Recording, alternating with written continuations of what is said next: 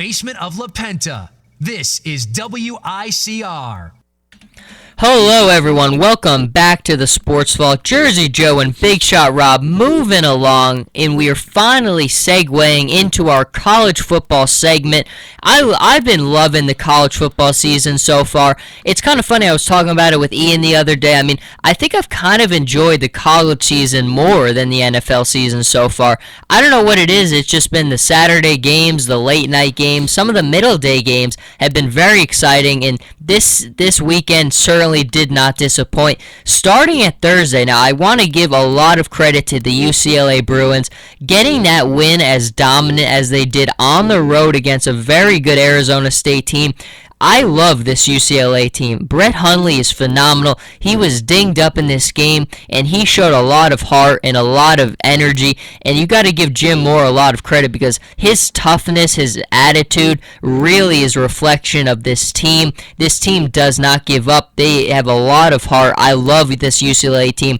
Now, UCLA's schedule the rest of the way is getting just brutal, starting with that game on Thursday against Arizona State. They'll play Utah next, which is a very tough game. They have Oregon and Stanford coming up, USC, so they have a ton of really, really tough games coming up, and I don't think they're going to be able to go undefeated because of their schedule, but this UCLA team, I think, is really showing you how good they are. They started off winning the games, but they started off struggling. But right now, I think after that Arizona State game, they're going to start hitting their stride at the right time. And if they can show up, look, Oregon, I think, is the game we're all circling, which is probably going to be the first loss.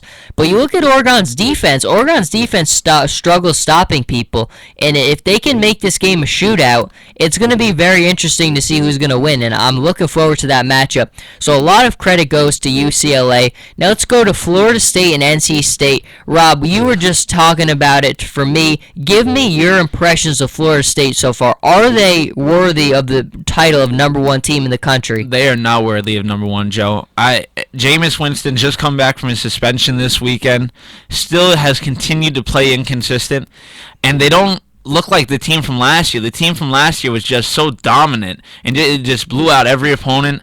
I was rooting for NC State this week, and I wanted them to beat Florida State because I'm tired of them being number one, and I don't think they should be number one whatsoever. I would give it to Oregon or Alabama. I agree. I think even Oklahoma I like better. I think Oklahoma is a more complete team. You hit the nail on the head. Last year, how many times did we see Jameis Winston not even play the second half because they were up so much?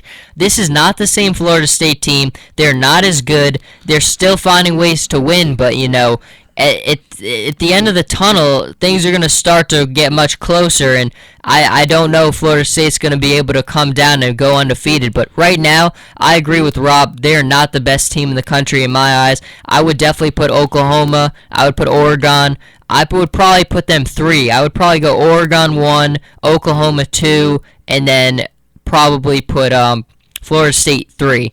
But moving on from that, the highlight game of the weekend was Arkansas and Texas A&M. Rob loves Texas A&M, and they really had a good win here. Arkansas played a great game. Like we were talking about the other day, you see this program is definitely on the rise. Brett Bielema is doing a good job with this program, and they threw the ball a lot more effectively than I thought they would. I knew how good the running game was. I said how good the running game was going to be in this game, which it really did. It showed up. But they threw the ball when they had to, and if they really build off of this game, they're going to finish the season strong. Right now 3-2 in the SEC, but they've played well in all their games. This program is definitely on the rise, but Texas A&M, Kenny Hill gets a lot of credit here. He made the plays. He turned the ball over at some points, made some mistakes, but he showed you he had the ability to grind it out in a classic, tough SEC game. Kenny Hill, good win for them. And Rob, are you still as high on Texas A&M as you were last week? Oh, I most definitely am, Joe. And Kenny Hill, I have him in the Heisman running this year. This guy has been phenomenal. I'm so impressed how he's come out replacing Johnny Manziel, because Manziel went to the NFL. 17 touchdowns so far, 2 picks. He's really dominated the game so far, and I have a lot of hope for the Aggies this year. There you go, and I agree with that. Now let's go on to the next game, Notre Dame and Syracuse. I am all in on Notre Dame. Part of the segment is who are we buying in college football after these last couple weeks. I'm all in on Notre Dame. I love what I've seen from Everett Golson. Everett Golson, it's really weird because in this Syracuse game, turned the ball over a couple times, but he completed 25 consecutive passes. I mean, this is a guy, you go back 2 years ago when they lost in the national championship to Alabama, who was just so one-dimensional. He would just run the ball all the time, could not throw the ball. He was such a liability. When it was 3rd and 8, you knew that Notre Dame wasn't going to be able to make the play because they couldn't throw the football. But just looking at his progression in the passing game, you don't go from a guy who's a one-trick runner pony into a guy who's completing 25 consecutive passes. That's a lot of work. Everett Golson is really, really impressing me. Right now, behind Marcus Mariota and Kenny Hill, I think he's been the 3rd best quarterback in the country so far. Notre Dame is going to really have a chance to win every game they play. They play tough games against Stanford and a couple more, but Notre Dame's showing me a lot, and I think that they've had a great year, and they'll continue to have a great year. Let's go on, though, to the next one on the slate. One of the biggest disappointments, South Carolina losing to Missouri. Missouri winning 21-20. South Carolina was one of my most disappointing teams this year. I thought Dylan Thompson was going to be great this year, but he's a good passer. You just don't see when you take the passing game away from him and you threaten him to run, he's such a liability. He can't really make throws, make the plays on his feet when he has to. Has trouble evading people in the pocket. So Dylan Thompson's kind of a stick standing there. He's just kind of a stone. But I like his throwing, but I don't know. I had huge hopes from South Carolina this year. Very disappointing with the way they've gone.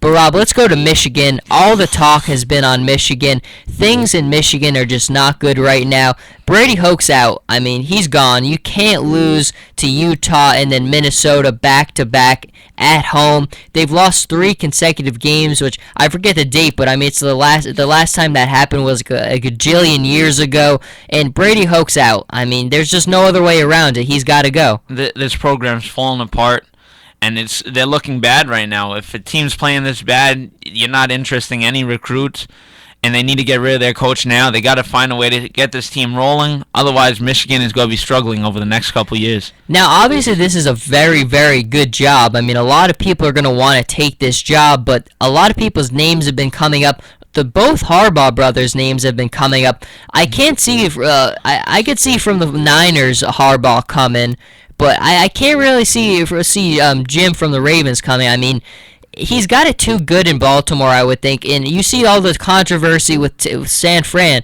So could you see one of them going?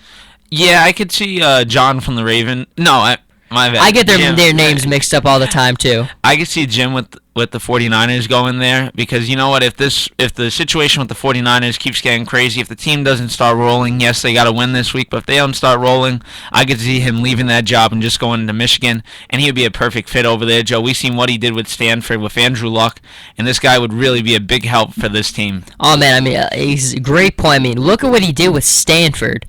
Think of what he could do with the recruits he could get in Michigan. He would turn that program around in about 5 minutes, and that would be exciting to see. But going again down the list on the slate, another game, one of the final ones I want to go over, Stanford and Washington. Now, Stanford is one of those weird teams this year where they've been good, and they've really whenever they bring the ball into the red zone, I haven't seen another team in college football who has collapsed more in the red zone than Stanford. It seems like they get to the ball in the red zone and then things just fall apart. I mean, it's ridiculous. In that game against Washington, in the game against USC where they lost, in the game against USC, I think they brought the ball into the red zone like 6 times, and they had no points to show for it. They just kept falling apart, and that's been the story of Stanford this year. It's a good team, a good, well-coached team, but man, they've really got to work on their red zone execution, but they did get the win against Washington, which was big there. And the final one I want to go over is Tennessee, Georgia. And Rob, it was a great weekend for the SEC. Some of the best games on the slate were all SEC games. South Carolina, you had Tennessee, Georgia, another great one there. Tennessee, you saw played a very tough game there. Vance Worley played better than I expected him to. Tennessee came out the gate and played really well. They played well at the end too, but there was too much inconsistency in between, and Georgia gets a good win. Booker Mason looks like he's getting better week in, week out. But the SEC, Rob, it's just a different breed. Yeah, that conference is amazing, Joe. Every year, that's one conference I like to focus on. Just the teams are amazing. The way they play is amazing. The offenses and defenses, and you always have to look out for them because those teams dominate. Absolutely. Well, that is going to wrap it up for our college football segment. When we come back for our final segment with the minutes we have left, we're going to talk soccer, everyone's favorite. So stay with us, and we will be right back.